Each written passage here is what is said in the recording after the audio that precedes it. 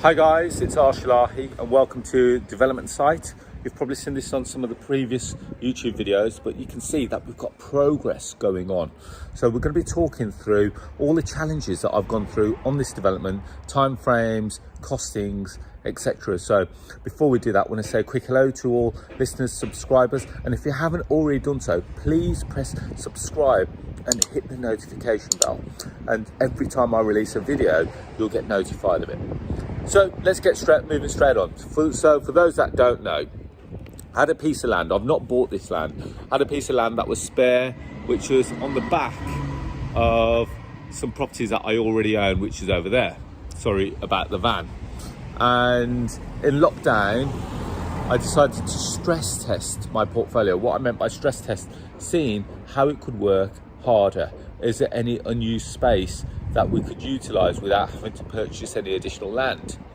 And we had this piece of land, put in for planning permission. We got granted planning permission for two, I'm going to call them 3.5 bedroom, but in reality they're 4-bedroom properties, a pair of semi-detached, you can see there.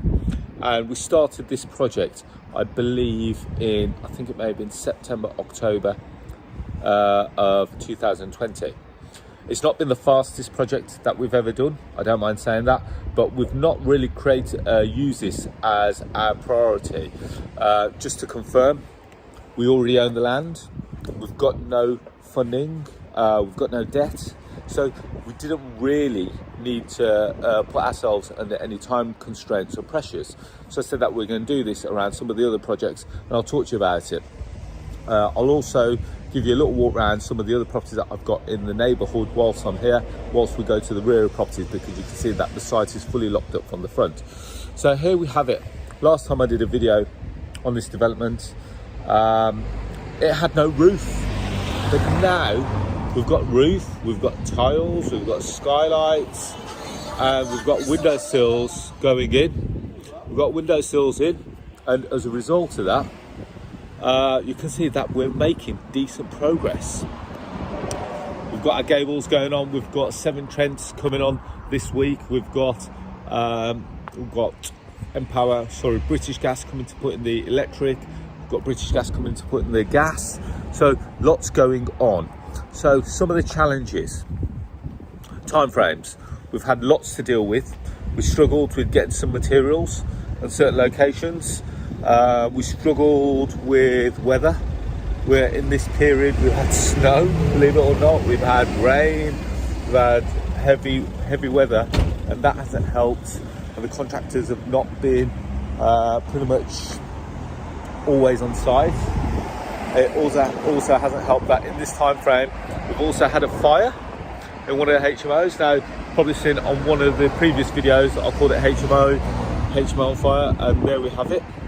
So the piece of land that we were talking about is actually behind my HMOs, which is just down there. Sorry, my videos, my footage isn't the greatest, don't mind saying that. So here we have it. So I'm currently on the road called Compton Road, and the properties are right behind a block. So this whole block here, as you can see, it's quite uniform. This was a block that my father originally started to purchase many years ago. So in actual fact, we own the whole block. So there's 8 properties, and across the whole 8 properties, we've got a mixture of HMOs. So some are 7, 8, 9-bed HMOs. Other ones are blocks of apartments. So we've got 5, 6 apartments. So across the whole block, there's the best part we can see, hopefully get a better picture from here. Across that whole block there, we've got the best part of 100 residents living in the buildings. So we're just walking round to the rear in order for me to get access to the site. We're walking round to the rear of the properties. So we haven't really kept it a very clean site, I don't mind saying that. Normally I like the site to be a lot cleaner, but now walking to the rear, I'm hoping that as a result of the development, all this is all going to be ripped up. We're going to have tarmac, we're going to have electric gates just where we've entered, so we can now see the rear of the properties. So let's get moving on, and I'll give you a quick walkthrough to see. We've got the brickies on site today, just finishing off the front bay windows. So we'll have a quick look. So you can see the site is not the cleanest site, but the aim is that within the next space of 2 to 3 months, all the internals will be completely finished. You can see that we've got the footings in for the external walls. I'll quickly show you these as well. Morning guys, you okay? Where's Juggy and Novi? Yeah, coming. They're coming, okay. So there you go, you can see that we've got the footings in for the external walls. I'm also going to try and show you part of the drainage. So we've got our drainage all running in, all been passed off by building regs. We can see our side elevations where we've put in for meter boxes, etc. Again, you can see part of the side elevations. And here we are on site. Let's just have a quick look, see if I can show you the fronts of these. So here we are at the front of the buildings. We're waiting. These guys today are putting in the bay windows. So that's what's coming to building today. So lots going on site. The aim is to be off site. Where are we now? We're in June, July, August, September. By September at the latest. And I've got no idea yet as to what we're going to do. Are we going to keep these? Because it makes sense that we keep these because we've already got the rest of the block. As a result of that, as you can see, this external cladding has discoloured quite badly. So the aim is to have these all redecorated, etc. Get all this cleaned up, so it's all going to be tarmac, so we're going to have electric gates, and it's going to be quite an exclusive little development. Let's just walk inside one of the units. We'll go where some of the guys aren't working. So we've just walked through what would then be the patio doors. So I'm in the rear of the property, and this is going to be the kitchen diner. So kitchen diner, got a large window, we've got large French doors. So that's the rear, and then we walk through here. This, you can see, that's going to be where the front door is. And to the left of this is going to be the main living room. And that's going to be the bay window. So lots going on. You can see that they've got the footings in for the bay windows. Let's have a look what else we can show you. Can't show you a lot, unfortunately, today. This space above us here is where the stairway is going to go. So as we walk through the front door here, the stairs are going to take us pretty much up there.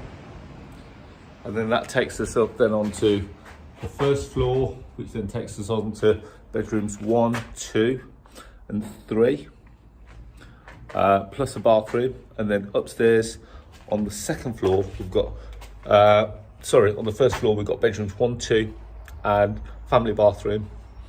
On the second floor, we've got bedroom number 3 with ensuite and study or bedroom number 4. The reason why we call it study or bedroom number 4 is that the study is going to be quite large and will facilitate a double bed and also has natural light and ventilation.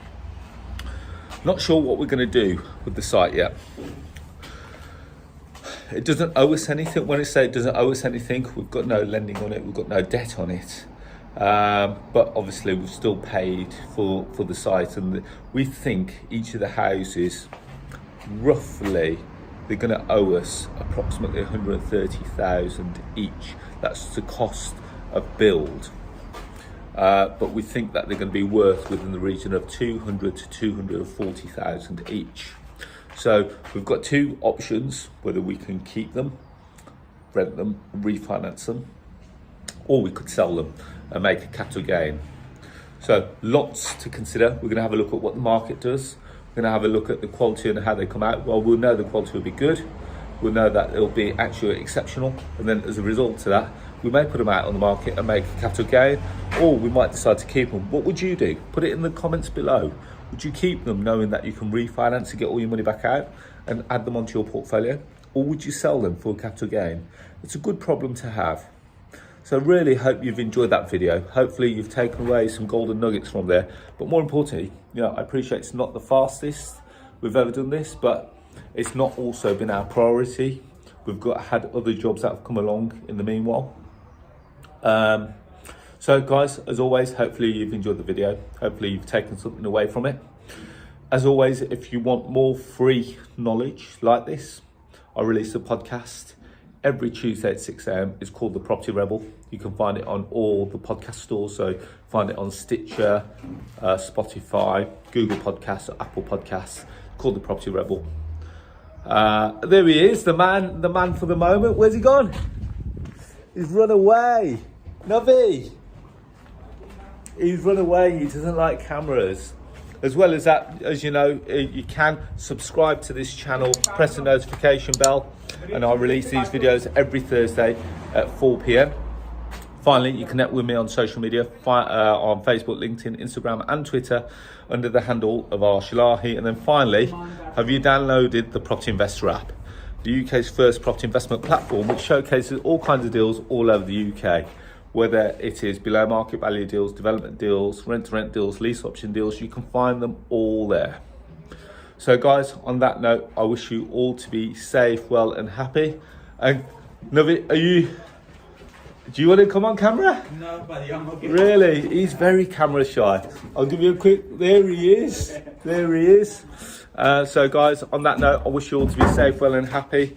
And I look forward to speaking to you all very soon. Thank you, and bye-bye.